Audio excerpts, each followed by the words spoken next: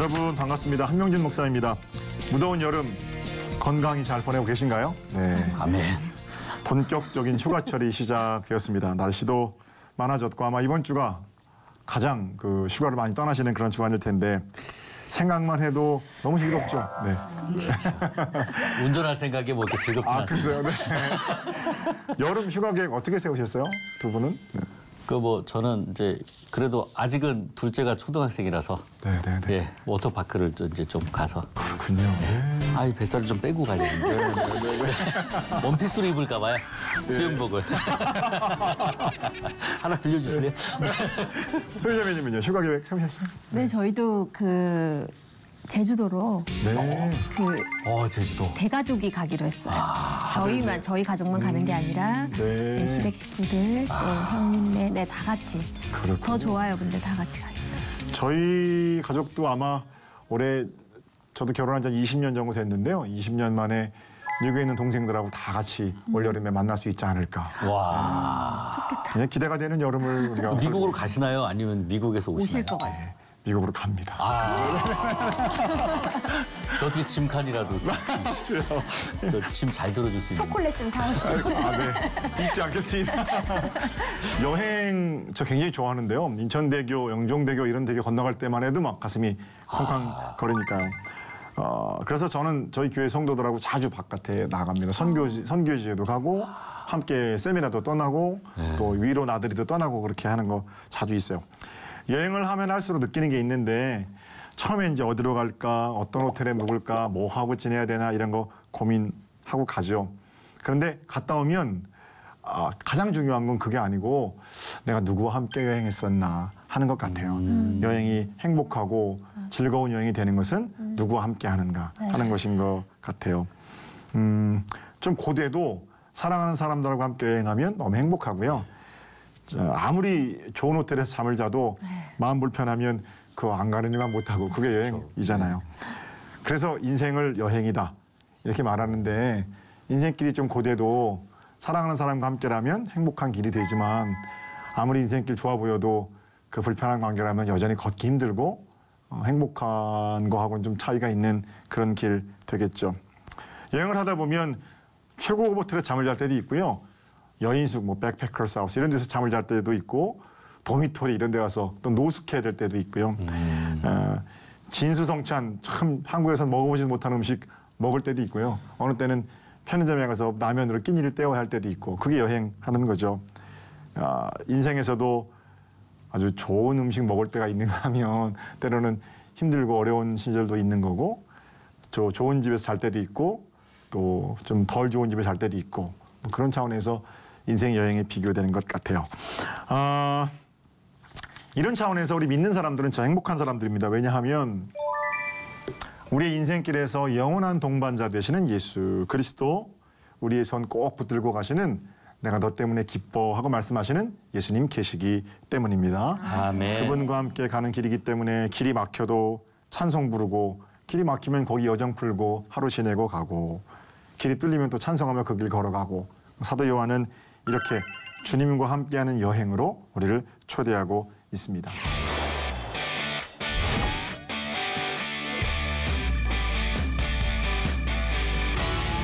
먼저 우리 지난 7개월 동안 7월 말이니까 지금이 여행 요한일서를 살펴봤는데요. 오늘부터 마지막 절까지는 드디어 이제 요한일서 편지의 결론에 해당하는 내용들입니다. 큰 주제를 뽑으라면 그분과 동행하는 삶은 어떤 것인지 사도 요한은 이야기해주고 있습니다. 어떻게 그분 손잡고 이 길을 걸어갈 수 있는지 무엇하며 걸어가야 하는지까지요. 자, 7절과 8절을 볼게요. 7절, 8절 우리 너무 잘 아는 말씀인데 다 같이 한 목소리로 보겠습니다. 시작. 사랑하는 자들아 우리가 서로 사랑하자.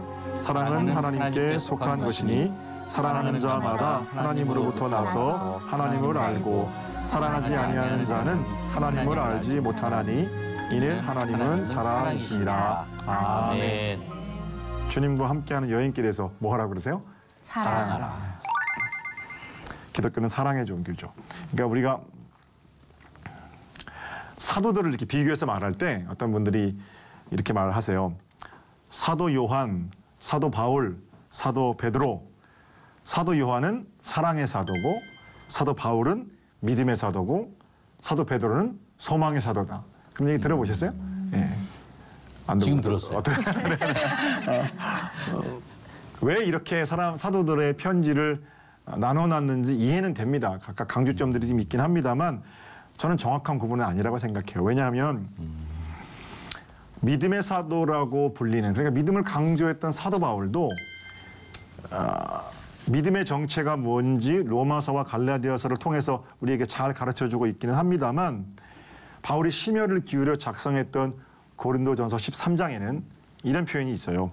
믿음, 소망, 사랑, 이 세 가지가 항상 있는데 그중에 제일은 사랑이다. 만약에 바울이 믿음의 사도였다면 그중에 제일은 믿음이다 이렇게 말했겠죠. 바울이 직접 그러잖아요. 믿음, 소망, 사랑이 있는데 제일 좋은 게 사랑이라고 말하는 것처럼 믿음을 강조한 사랑의 사도, 믿음을 강조한 사랑의 사도, 이게 바울인 거예요. 뭐 자기가 행악자였으니까 행악자인 자신을 붙들어 주신 예수의 사랑, 이게 먼저 바울 가운데 중심의 고백의 바탕이고 그 고백 바탕을 통해서 율법을 지키는 것이 아니라 믿음으로 구원받는 것을 말하게 된 거고, 그러니까 그 이면에는 품어주신 주님의 사랑이 있는 거죠. 믿음을 강조한 사랑의 사도. 그런가 하면 베드로 사도는 사람들이 이제 소망의 사도 그렇게 말하거든요. 베드로를 우리가 소망의 사도 이렇게 말하지만 베드로는 내 염려를 다 주께 맡겨라 이런 편지도 했었고 뭐 그렇습니다만 사랑은 허다한 죄를 덮는다 이런 말들을 베드로가 하거든요. 베드로가 소망을 말했던 이유는 역시 베드로도 배신자였잖아요. 그래서 그물질하려고 갈릴리 바다로 돌아갔을 때 나는 물고기 잡으러 가노라, 자기 혼자 간 거 아니고 자기 이제 제자들 다 동생들 데리고 갔잖아요. 배신자인 자기 자신에게 오셔서 너 나 사랑하니? 물어보시고 두 번째 기회를 주신 분이 예수님이시잖아요.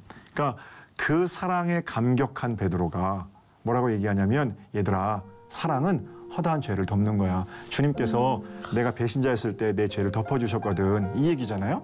그러니까 사랑은 허다한 죄를 덮는다는 그 고백 속에는 자기를 용서해 주신, 자기를 만나 주신 예수 그리스도의 사랑, 그게 있는 거죠. 그 사랑 가운데 베드로가 소망을 노래한 거죠. 그러니까 죽기까지 사명을 감당할 수 있었던 능력은 베드로의 원대로 바라던 소망, 기대 이런 게 아니고 배신자를 용서하신 예수 그리스도의 사랑을 통해서 발생한 어떤 소망이 되는 거죠. 하늘 소망. 그러니까 베드로도 역시 소망의 사도 이렇게 부르는 것도 좋습니다만 하늘 소망을 강조했던 사랑의 사도.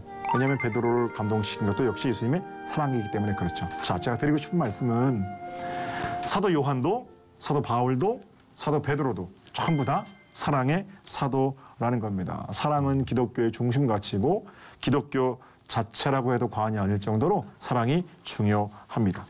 예수님께서도 제자들에게 사랑을 말씀하실 때 너희가 서로 사랑할 때 그때 세상이 너희들이 내 제자인 줄 알 거다 이렇게 말씀하시거든요. 그러니까 우리가 그리스도인 되었다는 것은 사랑하는 사람이 되었다라는 말하고 똑같은 거죠. 뭐 말씀을 구구절에서 남성하고 제자 훈련 받고 무슨 전도폭포 훈련 받고 다 좋습니다. 그런데 그거 아무리 잘 받아도 사랑하지 않으면 훈련 잘 받은 거 아니죠. 그 질문이 나는 지금 사랑하는가 또는 사랑의 자리로 나서고 있는가 하는 것이 매우 중요한 질문이에요. 사랑이란 우리 고백의 진위를 판별하는 시금석 같은 겁니다. 화려한 고백도 사랑 없으면 가짜고요. 그러니까 우리는 끊임없이 예수님의 사랑으로 사랑합니다 라고 말하고 살아야 되겠죠. 자, 두 분은 어떠세요? 사랑, 현재 진행형으로 뜨겁게 사랑하며 사십니까? 네. 아멘. 네. 아멘. 너무 사랑해야 될 게 많아요. 가족들, 네. 또 사랑하는 아내, 또 사랑하는 두 아들들, 그렇군요. 또 제자들. 좋아요. 예. 목사님. 네. 그렇게 사랑해야 하는 사람들도 있지만 때로는 사랑하기 힘든 사람들도 있잖아요. 그죠? 근데 과연 그러네요. 그 사람들도 왜냐면 내가 좋아하는 사람들 또 나를 좋아해 주는 사람들 사랑하는 거는 안 믿는 사람들도 하잖아요. 그런데 예수님의 사랑으로 사랑한다는 것은 또 믿음이 깊어졌다는 것은 뭔가 우리의 사랑에 좀 또 다른 차원을 품고 있다는 거 아니겠어요? 그런 차원에서 사랑하는 자들이 그리스도인이라는데 과연 우리는 사랑하며 사는가?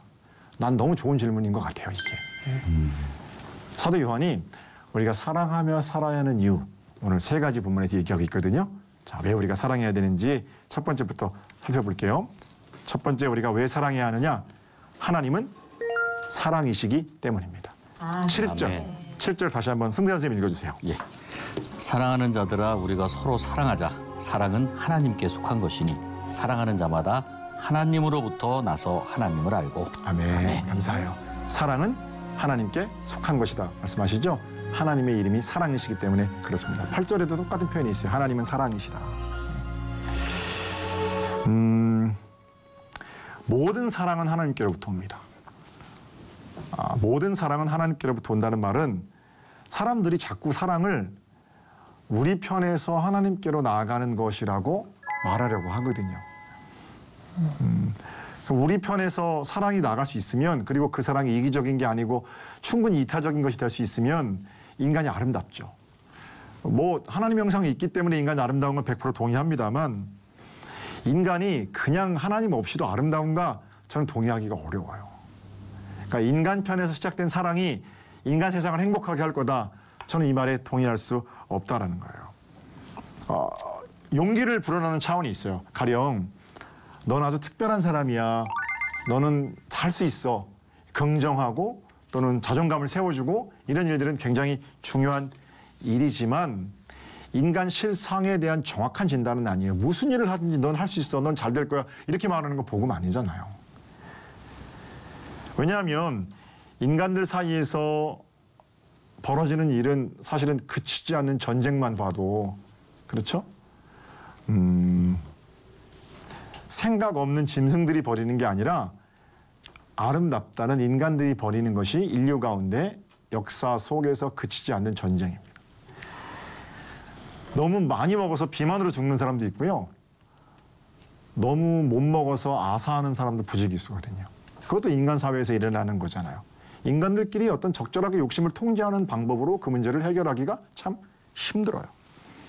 자신과 다르다는 이유로 로켓을 쏘는 사람들도 있고, 돈 때문에 자식을 사지로 내모는 것도 인간들이고, 너무 아름다운 모습만 있는 게 아니고 친구들 왕따시켜서 아파트에서 뛰어내리게 하는 것도 인간들이 하는 일 아닙니까? 그러니까 상황이 이러니까 인간이 그냥 인간 그대로 아름답다 이렇게 말할 수는 없는 거죠. 저는 이렇게 생각해요. 인간은 인간 자체로 아름답지 않다. 그러나 인간이 아름다울 수 있는 것은 자신의 근본을 기억하는 마음 때문이다. 자신의 근본을 기억하는 마음이 뭐예요? 하나님 앞에 자신을 가져다 놓는 거예요. 하나님 앞에 자신을 가져다 놓는 그 일을 하는 동안은 인간은 충분히 아름다울 수 있어요. 왜냐하면 그렇게 하나님 앞에 자기 자신을 가져다 놓을 때 한없이 높아져가는 자신의 마음을 탁 하나님 앞에 굴복시킬 수 있기 때문에 그래요. 그리고 그때 인간이 제일 아름답죠. 잘못한 거 잘못했다라고 말하고, 아주 절망 가운데 버려져 있는 자존감들을 하나님 세워주시고 하나님 앞에만 가게 되면, 그러니까 하나님 앞에서 인간은 인간다울 수 있어요. 하나님께서 나를 보시는 것처럼 내가 나를 볼 수 있으니까요. 일주일에 한 번씩 제가 신문에 칼럼 쓰는데, 지역 신문입니다. 중학교 3학년 때 우리 딸이 이번엔 대학에 갔는데요. 3학년 때 그 고등학교를 진학하려고 막 그때 이제 공부하고 그랬거든요. 그때 뭐 요즘 아이들 내신 때문에 얼마나 힘들어요. 지금 또 7월 말이니까 아마 대학에 가는 친구들 마음 고생하고 있을 텐데, 제가 그때 썼던, 우리 딸한테 썼던 칼럼의 내용인데요. 이게 좀 중3, 고3 이런 친구들한테 위로가 좀 됐으면 좋겠네요. 제가 이렇게 썼어요. 사랑하는 딸, 아빠야 부탁할 게 있는데 고작 시험지 몇 장이 너를 평가하지 못하게 하렴. 시험 1, 2점, 아니 10점, 20점 더 맞았다고 우쭐대지도 말고, 성적 안 좋다고 실망하지도 말고. 세상은 끊임없이 그렇게 너를 판단하고 줄 세우려고 할 거야. 그러나 우리 딸은 그런 죽은 것들이 감히 너를 평가하지 못하도록 거룩한 자존감을 지켜가렴. 이야. 온갖 죽은 것들이 우리의 고귀한 삶을 평가할 수 없다고 저는 생각해요. 학창 시절이 얼마나 고귀해요. 그런데 그 아름다운 여고 시절, 또 중학교 시절, 이런 시절들을 어떻게 시험 점수만 가지고 평가해요? 그거 지나고 나면 아무것도 아닌데 사실은. 그러니까 자꾸 그 기준 앞에서 사람들이 벌벌 떠니까 그 죽은 것들이 살아서 위력을 발휘하고 그러는 거예요. 생명 없는 것들 앞에서 좀 당당해야 되고요. 사람은 거기서 조금 더 잘하고 조금 더 못하고 그래서 아름답고 추한 게 아니잖아요. 시험지가 나를 평가하지 못하도록, 연봉이 나를 평가하지 못하도록, 출세와 성공이 나를 평가하지 못하도록 당당히 나설 수 있는 근거. 그 근거가 뭐예요? 내가 하나님의 자녀라는 사실이에요. 아멘. 하나님이 내 아버지시니까 좀 당당해지라는 겁니다. 얼마나 좋아요. 인간이니까 당당하라 이 말보다 하나님의 자녀니까 당당하라 이게 얼마나 좋습니까? 아멘. 우리가 왜 사랑해야 합니까? 하나님이 사랑이시기 때문에, 우리는 하나님 앞에 선지자이기 때문에, 우리를 만드시고 우리를 인도해 가시는 그분의 이름은 사랑이시기 때문에, 인간이기 때문에 사랑하는 게 아니라 하나님이 사랑이시기 때문에 우리 안에 하나님의 사랑으로 더 이기적인 사랑을 버리고 이타적인 사랑으로 사랑을 표현해낼 수가 있겠죠. 사랑하는 복된 사람 여러분들의 것입니다. 자, 두 번째, 우리가 왜 서로 사랑해야 하는가? 7절을 조금 더 읽어보면요, 이런 얘기가 있어요. 사랑하는 자마다 하나님께로 낳다, 그런 표현이 있어요. 우리는 하나님께로부터 낳은 자들이기 때문입니다. 하나님의 이름이 사랑이신데 그분이 우리를 사랑으로 낳으셨어요. 우리 부모님들은 목숨을 걸고 우리를 세상 가운데 보내셨잖아요. 그거를 자연인 그렇게 말하죠. 그리고 우리는 예수 그리스도의 생명값으로 이 땅 가운데 태어나게 됐죠. 그거는 자연인이 아니고 거듭난 사람인 거죠. 그리스도인의 거듭난 증거는 사랑이신 그분의 이름으로 이 땅 가운데 거듭 태어났기 때문입니다. 사랑은 거듭남의 증거다. 너무 멋진 말이죠. 혹시 거북이를 사랑한 토끼라는 얘기 아세요? 아니요. 토끼와 거북이 얘기를 이렇게 각색한 건데 감동적이에요.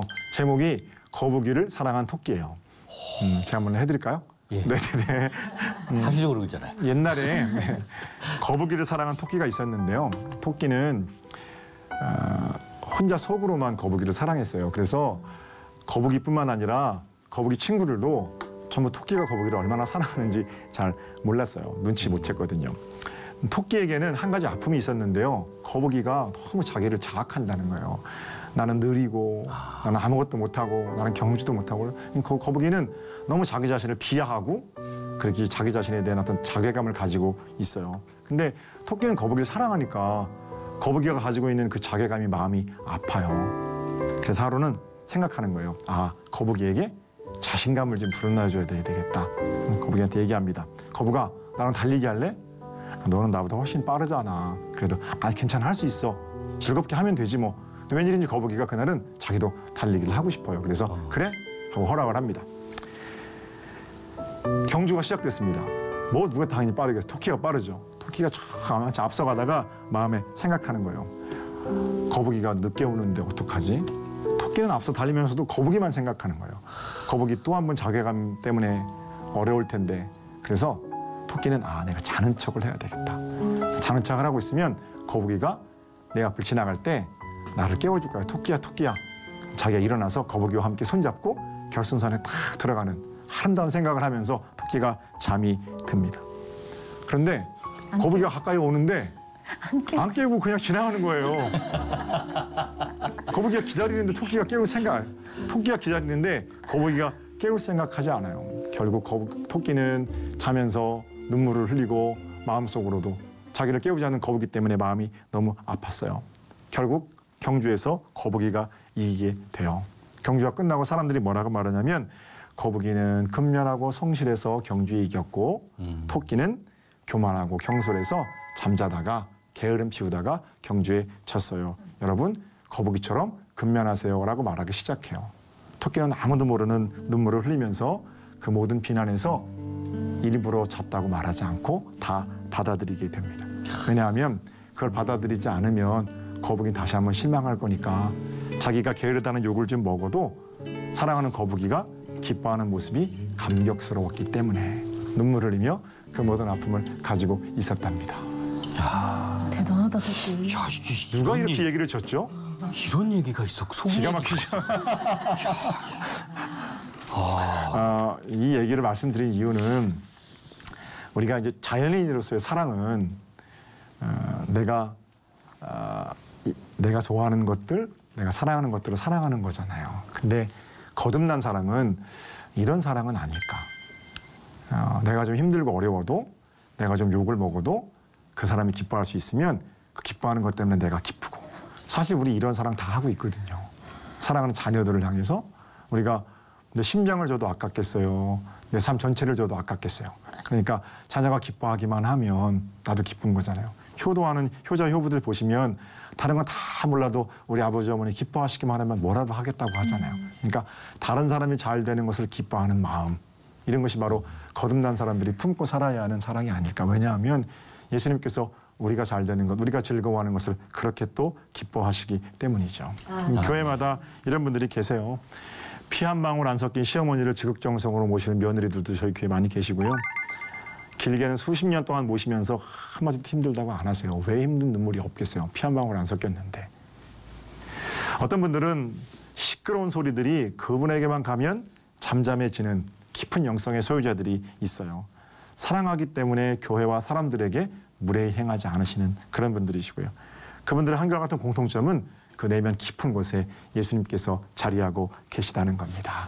사랑하며 살 때 우리 거듭남을 증명하며 사는 겁니다. 예. 사랑하며 삽시다. 네, 감사해요. 네. 마지막 세 번째요. 우리가 왜 사랑해야 되는가? 서로 사랑하는 것이 하나님을 아는 것이기 때문에 그래요. 7절에 사랑하는 자마다 하나님으로부터 나서 하나님을 알고 그러잖아요.